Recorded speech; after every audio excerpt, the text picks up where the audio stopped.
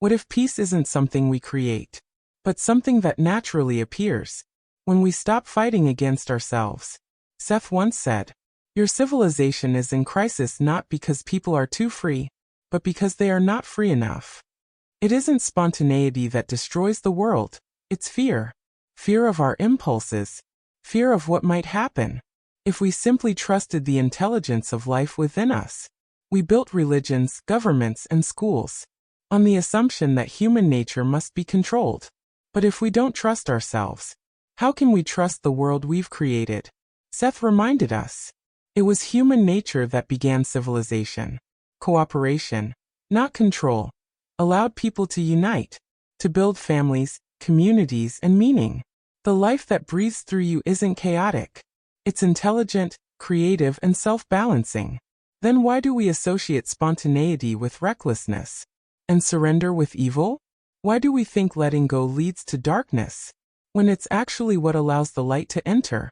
Seth said, "Your world is not in danger because you trust yourselves, but precisely because you do not." We've built fences around the human spirit, confusing protection with progress. But no fence has ever made a garden grow. He said he came here not out of duty, but for joy, because creation itself is fun. And maybe that's the simplest truth. You never had to earn your right to exist. The universe already trusts you, far more than you trust it. Meditation alone is not enough. Peace is not passive, it's action. To send thoughts of harmony, forgiveness, and love requires great energy. True peace is not the absence of aggression. It's the redirection of it. When you radiate peace, you move energy like a warrior. Only your strength heals instead of harms.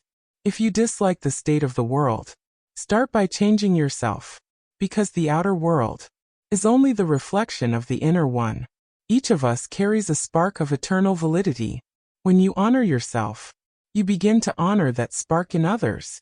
And when you love, that love becomes physical. It reshapes reality. Seth said the human race is a training ground for emerging consciousness. We're here to learn how to handle energy, to see that matter itself is thought made visible.